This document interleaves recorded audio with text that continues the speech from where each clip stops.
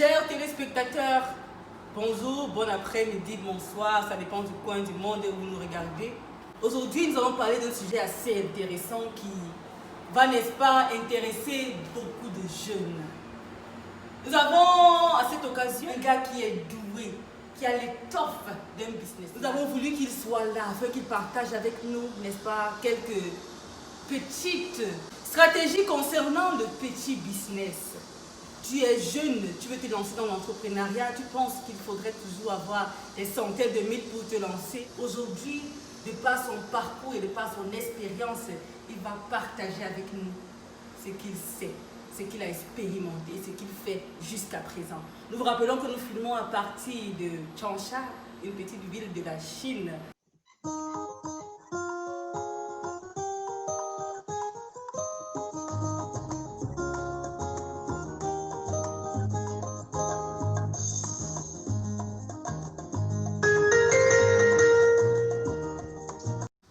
Alors, monsieur Garadio, merci encore d'avoir répondu présent à notre invitation.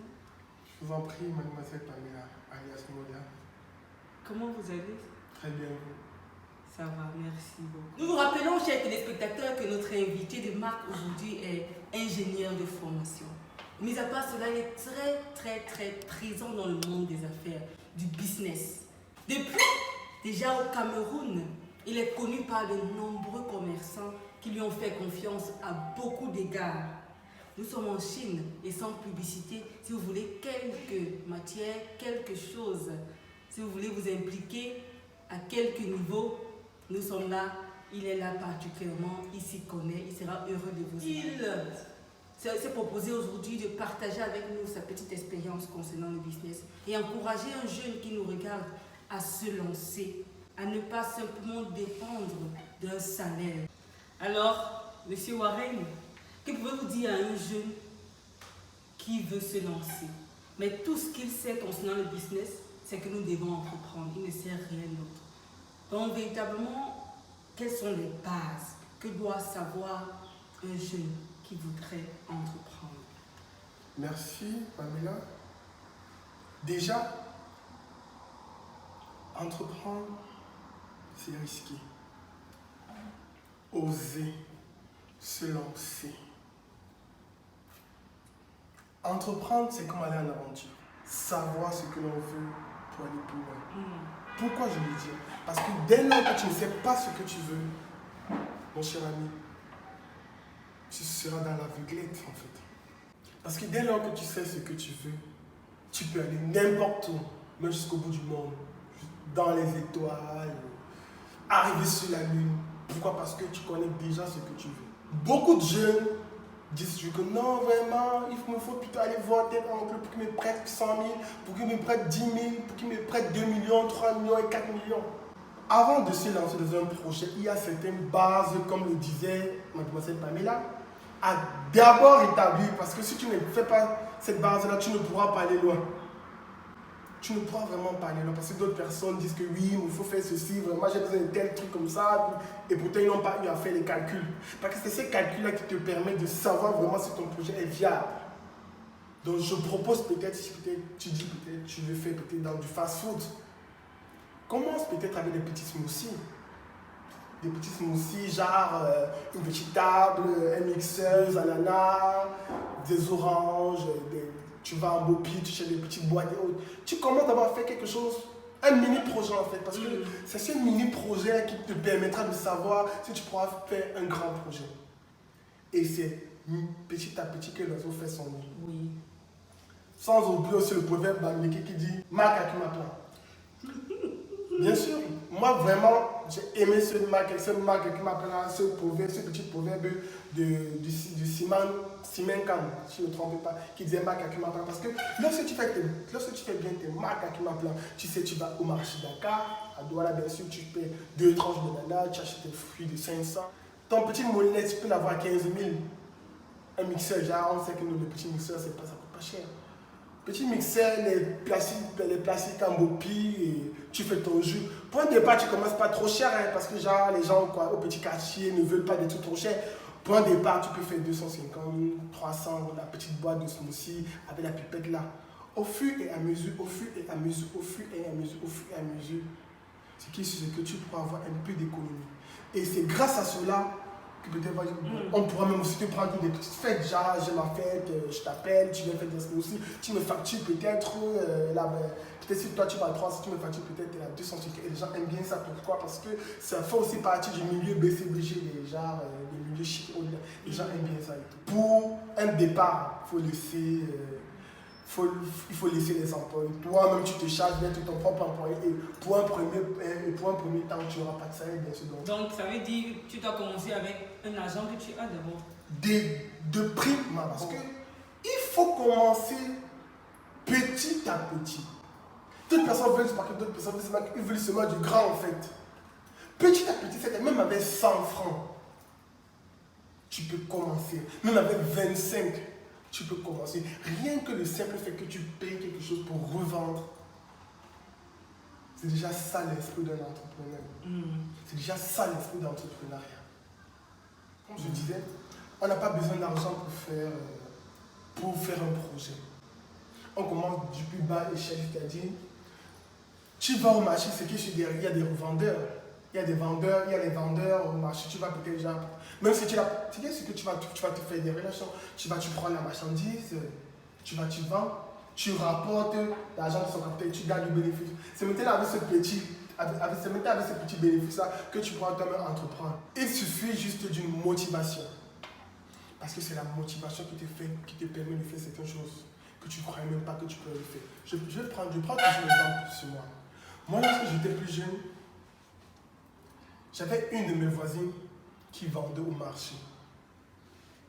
Un jour, je suis allé au marché pour. En fait, je passais, je ne savais même pas où elle vendait. Je savais même pas où elle vendait. Mais le premier jour, je passais, je l'ai vue. Je dis waouh, maman Honorine, c'est ici que tu vends. Elle me dit oui, mon fils, comment tu vas? Bien. Ah, tout le temps, comme elle était en train de servir, et il y avait des plats à côté d'elle.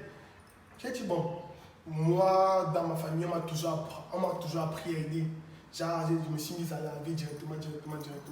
Bon, j'ai lavé. Entre temps, quand les gens venaient, quand j'ai fini de laver, les commandes, je les donne, ça fait les commandes. Elle me dit, va donner tel. Bon, je faisais.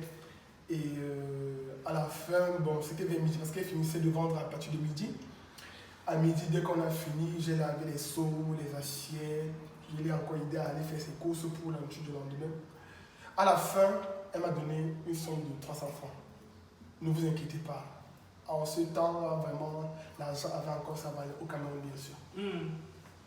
Donc, ce qui a fait en sorte que chaque jour, bon, c'était surtout pendant les vacances, chaque jour, je partais, chaque matin, mon père, il se levait très tôt le matin, il allait au travail. Il ne constatait même pas que, genre, ça que Warren sort chaque matin, il revient à midi. Donc chaque matin, c'était mon travail là-bas. Chaque matin, je me levais très tôt pour aller au marché, pour aller à mon boulot, bien sûr. Wow. Et avec ces 300 francs CFA, sans vous mentir, j'ai eu à faire beaucoup de choses avec. Beaucoup de choses avec. Très beaucoup de choses avec. Donc, petit à petit, j'ai pu économiser, j'ai pu faire mon nid petit à petit. Donc, là, c'était juste un petit exemple. Donc, j'ai pris juste ce petit exemple pour vous montrer ce que j'ai eu à faire pour avoir un petit quelque chose. Parce qu'avec ce petit quelque chose-là, ça me permettait déjà d'avoir un petit fonds de commerce. Et lorsqu'on parle de fonds de commerce, on ne parle pas de millions. Genre, tu peux même, genre, lorsque tu as déjà un petit truc qui est à toi, c'est ça que tu appelles fonds de commerce. Vous voyez un peu. Donc, c'est un peu ça. Et il y a aussi certaines choses que moi je voulais dire à mes frères camerounais. Entreprendre, c'est risqué. Mais surtout lorsque vous êtes dans vos débuts, il ne faudrait pas entreprendre avec des grosses sommes. Et pire encore, entreprendre avec du crédit. Pourquoi? Parce que vous courez à votre ruine. Pourquoi je le dis? Parce que l'argent que tu n'as pas travaillé, tu ne pourras pas savoir comment le manipuler, comment le gérer. Mais dès lors que cet argent est la sueur de ton front, mes chers frères et sœurs, je vous le dis en connaissance de cause, que vous n'allez pas le dépenser. Vous n'allez même pas permettre de faire un faux calcul. Car vous allez savoir que si je tente, c'est là vraiment c'est ma vie qui sera partie en ruine. avoir beaucoup de foi. Il faut juste y croire à un projet. Toujours persévérer parce que dans l'entrepreneuriat, mes chers frères et sœurs, comme je l'ai dit au début, entreprendre c'est risqué. Entreprendre c'est aller en aventure. Entreprendre c'est comme se lancer dans la mer Méditerranée. Donc c'est un peu ça. Merci à vous de nous suivre. Notre émission est en train de tirer à sa fin et nous voulons nous rassurer. C'est le premier d'une série. Nous sommes en train de penser, n'est-ce pas, avoir cette plage entrepreneuriale au moins une fois par semaine avec notre invité qui fait partie de la famille Poema désormais. Et plusieurs d'entre nous ici, c'est vraiment une personne ressource. Alors, je crois que nous avons compris, au moins avec la petite expérience qu'il a partagée avec nous, que pour entreprendre, mes chers frères, chères sœurs, il ne faut pas toujours avoir des milliers de dollars américains ou bien des millions de francs CFA, ce que vous voulez. Mais on peut commencer à partir de rien et s'en sortir. Et surtout, il a dit quelque chose de très intéressant. Évitons d'emprunter de l'argent pour commencer. Et que c'est un risque que nous prenons. Mais véritablement, lorsque nous commençons, il faut persévérer. Ce ne sera pas rose chaque jour. Il faut déjà avoir ce mindset de vainqueur, la résilience, la persévérance et tout ira bien. De par son histoire, vous pouvez vous identifier à lui. Nous ne venons pas des familles qui avaient des millions de dollars dans des comptes bancaires. Nous venons des familles assez modestes.